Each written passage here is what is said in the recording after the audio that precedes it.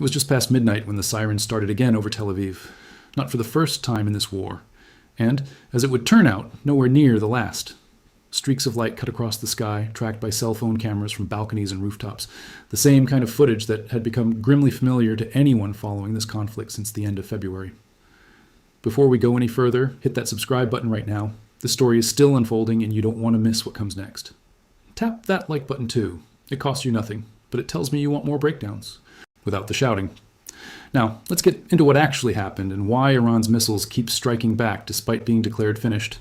Weeks earlier, senior officials in Washington and Jerusalem had told the public on the record that Iran's missile force was crippled, depleted, in the words of one American defense secretary, decimated.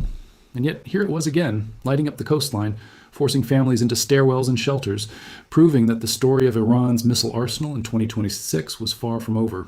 This is the story of how a military campaign that was supposed to end Iran's ability to strike its enemies instead turned into a long, grinding argument about just how much firepower Tehran actually had left, and how, again and again, Iran found a way to answer that question with another launch. To understand why a handful of ballistic missiles fired toward Tel Aviv in the middle of the night carried so much weight, you have to go back to how this war actually started. On February 28, 2026, the United States and Israel launched a coordinated military campaign against Iran, an operation the Pentagon called Operation Epic Fury, and the Israeli military referred to as Roaring Lion. According to reporting compiled by multiple wire services, the strikes followed the collapse of talks between Washington and Tehran over Iran's nuclear program. President Donald Trump stated publicly that the goals of the campaign included dismantling Iran's nuclear infrastructure, and in his own words, encouraging regime change from within Iran itself. Within hours, Iran responded the only way it had left to respond at scale, with its missile force.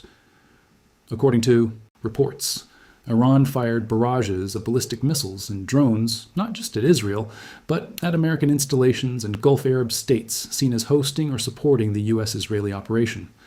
The scale of that first wave is worth sitting with for a moment because it is the baseline against which everything that followed would be measured.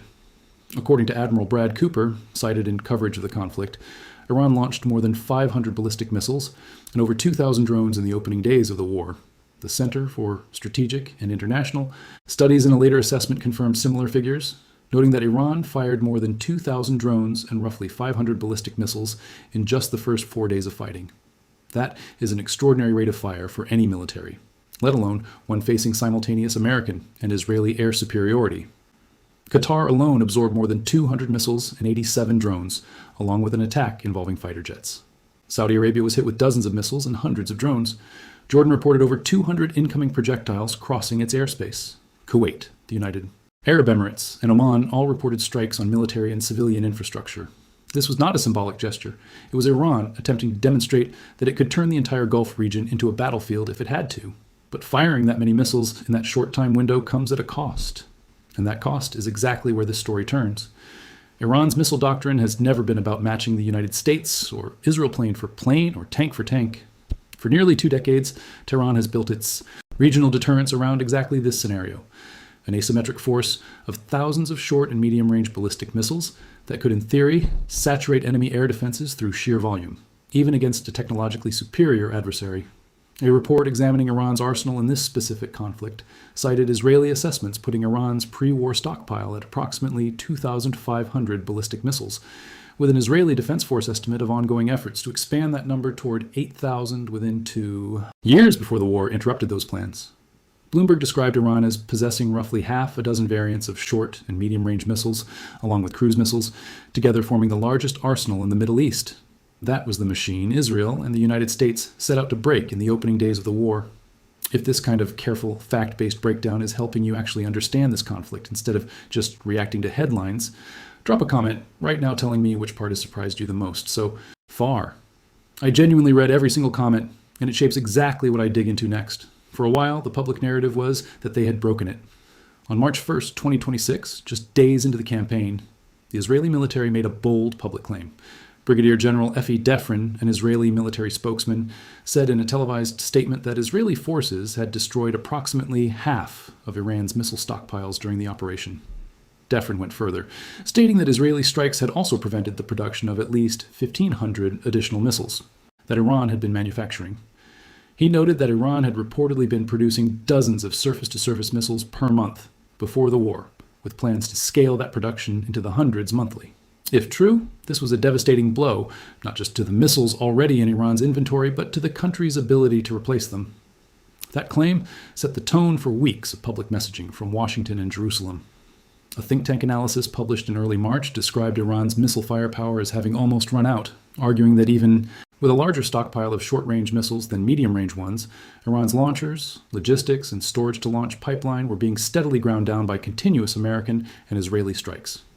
The report predicted that Iran would likely be forced into irregular scattered launches, one or a few missiles at a time, rather than the kind of massed salvos it had fired in the war's opening days, because any attempt to escalate further would only accelerate the loss of what launch capacity remained. This was on its face exactly the kind of story a war-weary public wanted to hear, that the threat was being systematically eliminated, missile by missile, launcher by launcher, and it wasn't only Israeli officials making that case. According to reporting later picked up by multiple outlets, U.S. Defense Secretary Pete Hegseth stated publicly that Iran's missile arsenal had been, in his words, depleted and decimated. That phrase would end up being tested and ultimately complicated by the very intelligence community Hegseth's own department relied on. Because here's where the story gets more complicated and where the honest, verifiable record starts to pull away from the confident public statements. In April 2026, the Wall Street Journal published a report drawing on an assessment from United States intelligence that directly challenged the depleted and decimated framing. According to the journal's reporting, Iran still retained thousands of short-range ballistic missiles and crucially retained the ability to reactivate launchers that had been targeted or damaged. The report noted that many of these missiles could potentially be recovered from bombed storage sites, meaning that even significant strikes on above-ground infrastructure hadn't necessarily destroyed the missiles Iran had dispersed and buried in preparation for exactly this kind of war. The journal also cited Israeli officials acknowledging that while Israel had reduced Iran's daily firing capacity dramatically, from dozens of missiles per day in the war's opening stretch down to somewhere between 10 and 15 per day, that reduction was not the same thing as elimination. Iran, according to this assessment, could not currently manufacture significant numbers of new missiles because of strikes on production facilities. But the existing stockpile, dispersed and hardened against exactly this scenario, was proving far more resilient than the half-destroyed narrative suggested. Notably, the journal reported that CENTCOM, the U.S. Central Command overseeing American forces in the region, declined to comment when asked about the discrepancy. This is the tension that sat underneath everything that happened next. Two competing pictures of the same war, both coming from credible, named sources, and both in their own way partially right. Israel and the Pentagon were correct that Iran's capacity had been severely reduced. The daily and weekly launch numbers backed that up unambiguously. But American intelligence was also correct that reduced and finished were not the same word, and that Iran retained enough of a force and enough resolve to make that distinction matter. It mattered first in a place far from Tel Aviv. By early April, after more than 5 weeks of fighting, the United States and Iran reached a ceasefire agreement, one that was structured to include Israel as well. The agreement was announced on April 7th, took effect the following day. For a brief moment, it looked like the war might actually be winding down, but the ceasefire was fragile from its very first hours. According to reporting from that period, within hours of Trump's announcement, Gulf states were already reporting fresh drone attacks. Defense officials were signaling that the agreement might already be under strain. Britannica's detailed timeline of the conflict adds a crucial and often overlooked wrinkle. Just hours after the ceasefire was announced, the Israeli military conducted a major operation across Lebanon, killing hundreds of people and wounding more than 1,000 others. The disagreement centered on whether Lebanon, and by extension, the fight against the Iran-backed group Hezbollah, was actually covered by the U.S.-Iran truce. Israel apparently believed it was not. Iran, and by extension its allies, believed it very much was. This Lebanon dimension of the conflict has deep roots that predate even the current war. Hezbollah was originally established with Iranian backing in the early 1980s in response to Israel's 1982 invasion of Lebanon, and it has functioned ever since as one of Iran's most important regional allies, part of what regional reporting has labeled the axis of resistance, a loose network that also includes the Houthis in Yemen and various Iraqi militias. By the time the current war reached its 100th day in June, Israel had invaded southern Lebanon, to its deepest point in 26 years, with a large Israeli force operating inside Lebanese territory, specifically to fight Hezbollah. That is the backdrop against which Iran kept insisting the April ceasefire had to cover all fronts, not just direct missile exchanges between Tehran and Israel. From Iran's perspective, a truce that let Israel keep grinding down Hezbollah in Lebanon, while Iran's own hands were tied on missile strikes, wasn't really a ceasefire at all. It was a pause that only benefited one side. If you want to keep tracking exactly how this story continues to unfold in real time, hit that subscribe button right now, because the next chapter is coming faster than most people realize, and I will be breaking it down the moment it happens. That grievance simmered through April and May, even as the guns fell quiet along the direct Iran-Israel line. And it is precisely what detonated on June 7th. That disagreement over Lebanon didn't just sit in the background. It festered for weeks. And it is the direct thread that leads to the moment named in the very title of this story, the moment Iran's missiles, supposedly finished, struck again. In mid-April, the United States pushed Israel toward de-escalation on the Lebanon front. And on April 16th, Trump announced a 10-day ceasefire, specifically between Israel and Hezbollah, later extended by roughly 3 weeks. For a stretch of nearly 2 months, the fragile peace across the region more or less held. No missiles crossed from Iran into Israel, no renewed strikes on Tehran. It was, by the standards of this conflict, quiet. Then came June 7th. According to multiple outlets reporting from that weekend, the Israeli military launched airstrikes on Beirut's southern suburbs, an area known as Dahiyeh. Lebanon's Public Health Emergency Operations Center said the strike killed at least 2 people and injured 20 others. For Iran, this crossed a line it had been warning about for weeks, that any resumption of hostilities against Hezbollah and Lebanon would be treated as a violation of the broader truce, one that Tehran insisted had always been meant to cover all fronts, not just the direct Iran-Israel track. Iran's response came fast. Israel said on Sunday, June 7th, that Iran had launched missiles at it. The first such bombardment since the fragile ceasefire had taken effect back in early April.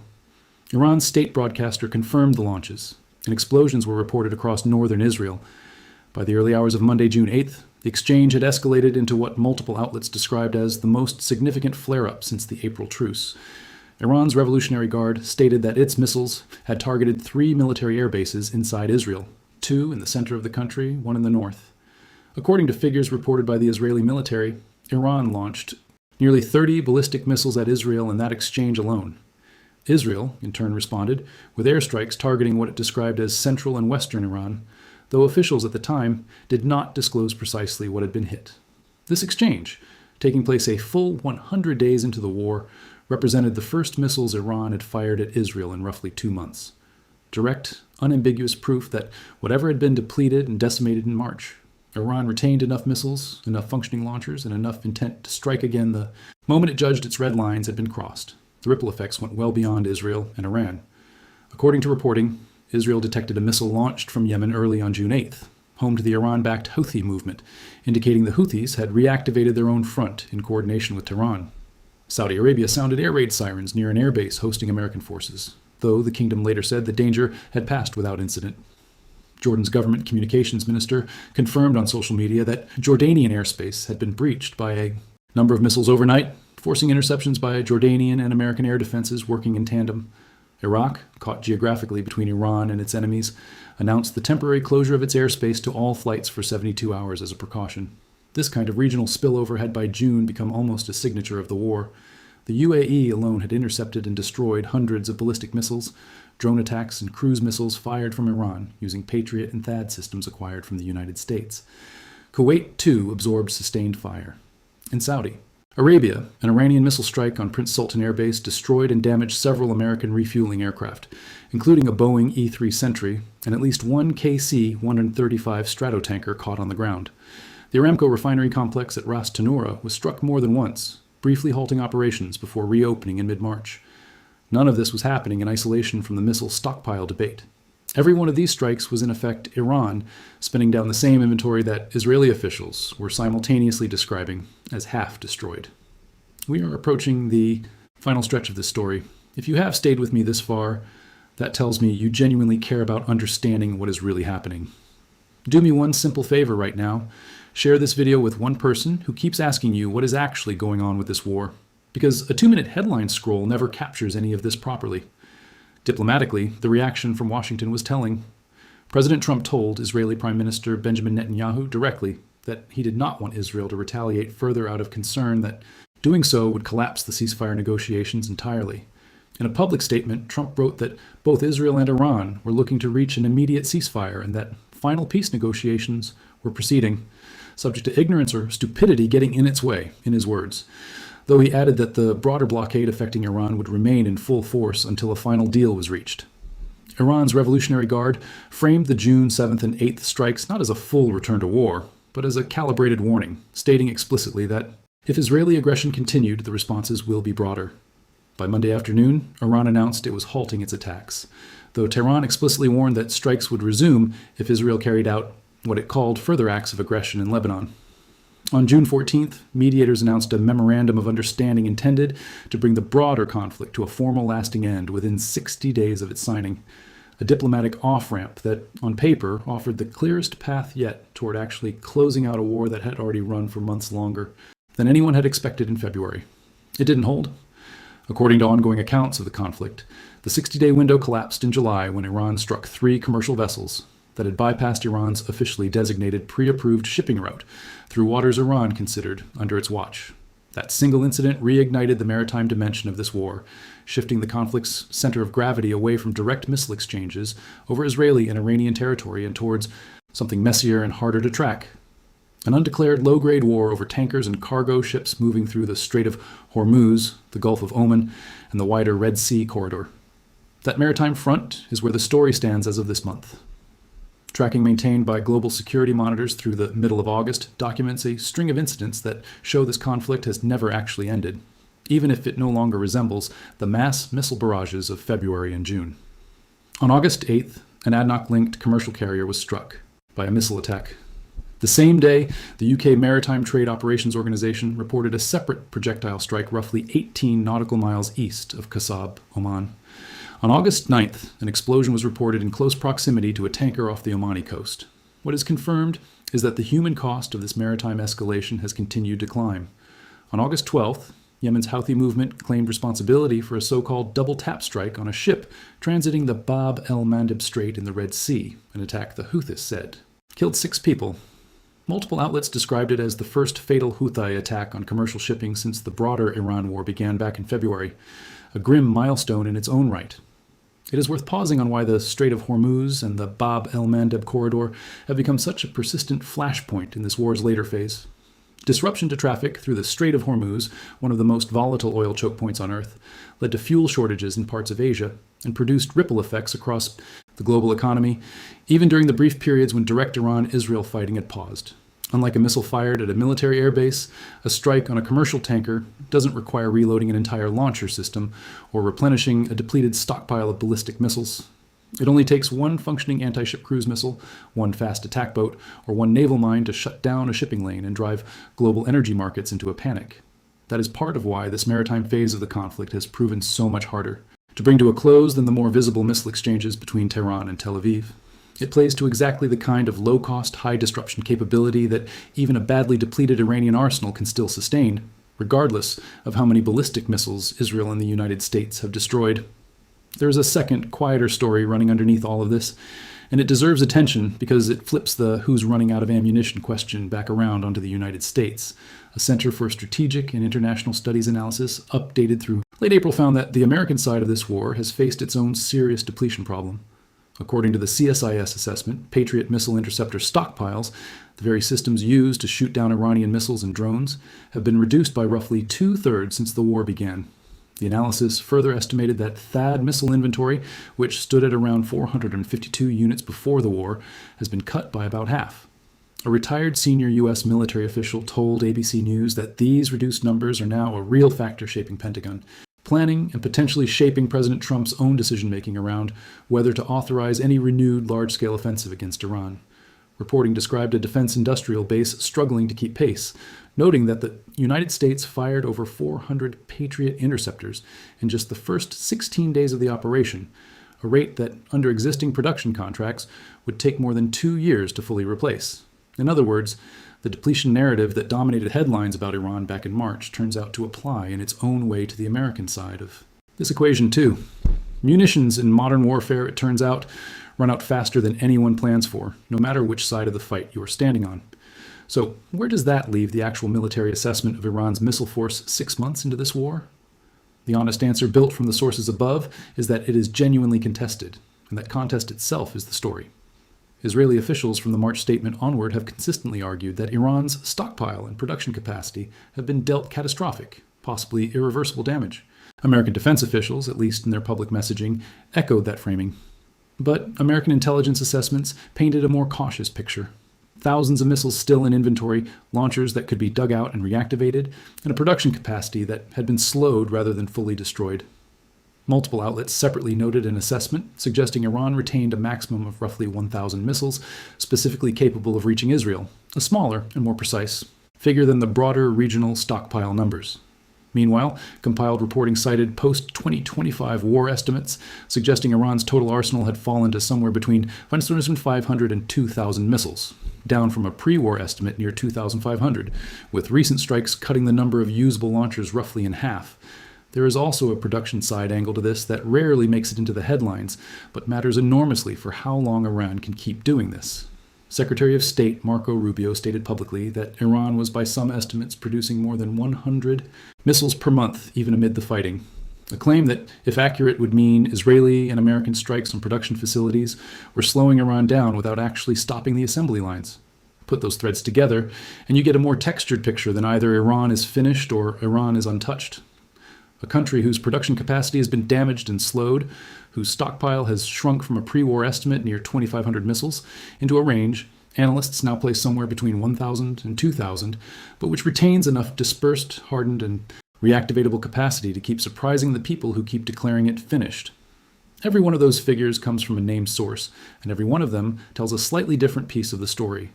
None of them, when read together, support a simple headline like "Iran's missiles are gone." What they support is something closer to the truth. This whole conflict has been circling since February. Iran's missile force has been meaningfully, measurably degraded, but not eliminated. And the country has repeatedly demonstrated the willingness to use what remains, the moment it believes its red lines have been crossed. What is clear 6 months on is that this war has repeatedly defied the narrative of a clean, decisive ending. It was supposed to be over when the missiles ran out. It was supposed to be over in April when the first ceasefire took hold. It was supposed to be over in June when Iran and Israel pulled back from the edge a second time. It was supposed to be over in July before 3 commercial vessels dragged the conflict back into the headlines. And as of this week, with a fatal Houthi strike in the Bab el-Mandeb Strait and both Iranian and American forces working with visibly strained stockpiles, it still isn't over. So here is the question worth sitting with. When 2 credible sources, Israeli officials on one side, American intelligence on the other, disagree this sharply about how much fight is actually left in Iran's arsenal, who do you think has it right? And what do you think it will actually take to bring this conflict to a real lasting close? Let us know what you make of it in the comments. If this breakdown helped you understand what is really happening behind the headlines, make sure you are subscribed because this story is far from finished and the next update could come at any moment. Thanks for watching, and we'll see you in the next one.